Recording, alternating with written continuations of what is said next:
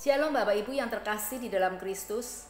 Bacaan renungan kita pagi hari ini diambil dari kitab Yohanes pasal 13 ayat 36 sampai dengan 38. Demikian firman Tuhan.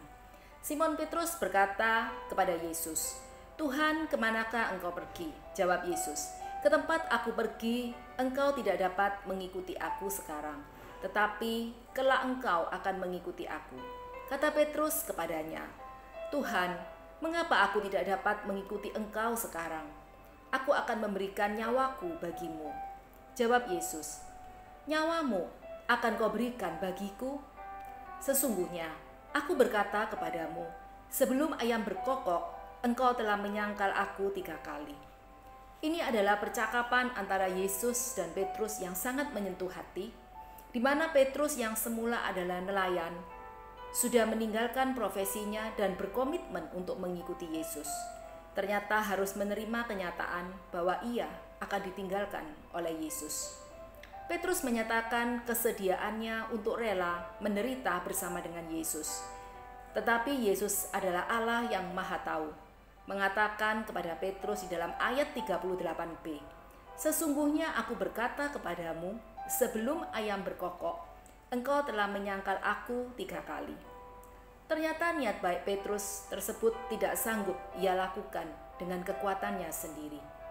Pada awalnya Petrus membayangkan ia akan berjuang bersama dengan Yesus sampai pada akhir. Namun di saat terakhir, Petrus terguncang ketika melihat Yesus ditawan oleh musuh, sehingga Petrus jatuh sampai 3 kali, menjadi orang yang menyangkal Yesus. Penyangkalan Petrus memberi pelajaran penting bagi kita semua tentang bagaimana kita dapat menyangkali iman kita atau prinsip-prinsip yang kita yakini di tengah tekanan atau situasi yang sulit hari-hari ini. Di dalam kehidupan sehari-hari, kita bisa menghadapi situasi di mana kita merasa lebih mudah untuk menyangkal kebenaran atau iman kita dan mengikuti arus dunia yang membawa kita berada di luar kebenaran firman Tuhan atau berada di luar iman kita.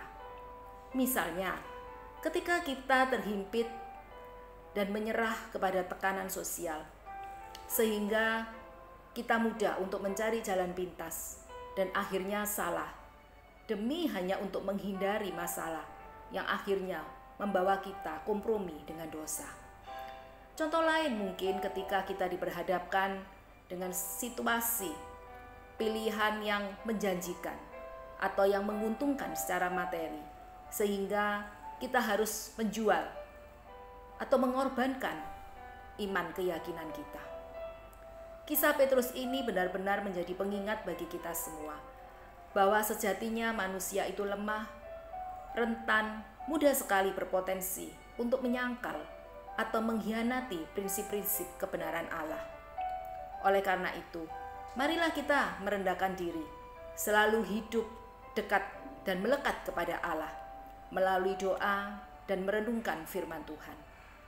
Bertobat dari dosa dan bertekad untuk hidup lahir baru. Serta tentunya dengan pertolongan Roh Kudus yang akan terus mengingatkan kita untuk kita lebih lagi menjadi pribadi yang setia, beriman teguh hanya kepada Kristus, dan mampu menjadi saksi Kristus dimanapun kita berada. Kiranya perenungan pagi hari ini boleh memberikan pencerahan bagi kita semua. Tuhan Yesus memberkati kita.